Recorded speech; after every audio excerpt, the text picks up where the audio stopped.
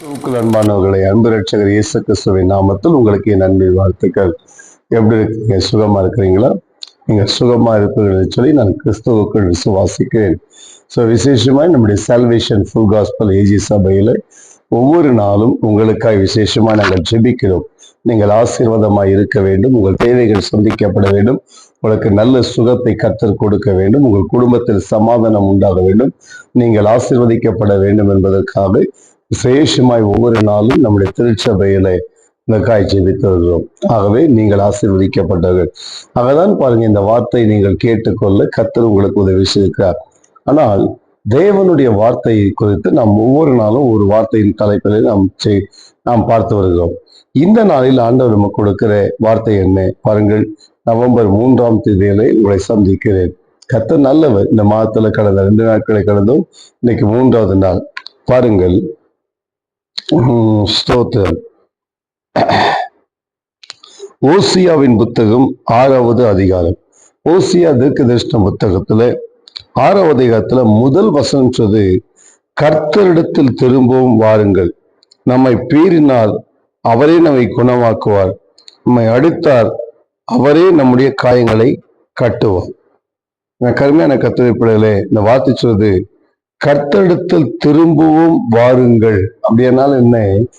திரும்பவும் வாருங்கன்னா கர்த்தரிடத்தில் இல்லாமல் பின்வாங்கி போய் ஆண்டவர் மறுதலித்து போன, ஆண்டவரை தேடாமல் வாழ்கிற அப்படிப்பட்ட ஒரு நிலையில் இருக்கிறவர்களுக்கு தான் இந்த வார்த்தை சிறப்பது. நாம் கர்த்தரிடத்தில் திரும்ப வேண்டும் என்று சொல்லி, கர்த்தரிடத்தில் திரும்ப வாருங்கள், நம்மை பீறினார் அவரே நம்மை குணமாக்குவார், நம்மை அடித்தார் அவரே நம்முடைய காயங்களை கட்டுவார். இன்னைக்கு நிறைய காரியத்தை பார்க்கும்போது நம்முடைய பெற்றோர்கள் கூட சில நேரம் நம்மை கண்டித்து வளர்க்கும் போது அந்த கண்டித்ததல் தான் உண்மையான ஒரு ஆசீர்வாதம். ஆனால் ஆண்டவருடைய வார்த்தை சொல்வது, நம்மை பீறினாலும் சரி, நம்மை அடித்தாலும் சரி, நம்மை குணமாக்க அவர் வல்லவர். என் கருமையான சகோதரி, எனக்கு அன்பான சகோதரா, என் அன்பு கர்த்தருடைய பிள்ளையே, வாழ்க்கையில எல்லாம் வேதனைப்பட்டு கலங்குறீங்களா? கவலைப்படாதீங்க. உங்க கவலைகளை கர்த்தர் மாற்ற வல்லவர். துக்கத்தை சந்தோஷமா மாற்ற வல்லவர். வேதாகமத்தில் எழுதப்பட்ட இந்த தீர்க்கதரிசிகளுக்கும் தேவன் அப்படி செய்வார்னால் உங்களுக்கும் அதை செய்ய அவர் வல்லவர்.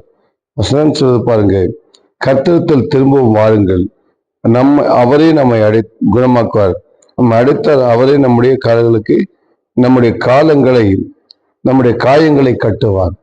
கருமையான கர்த்தருடைய, நம்முடைய காயங்களை கட்டுகிற தேவன் அவர். நம்முடைய வேதனையும் துக்கத்தையும் மாற்றி, நம்முடைய துக்கத்தை சந்தோஷமா மாற்றி, நம்முடைய காயங்களை ஆற்றுகிற தேவனாக்கு.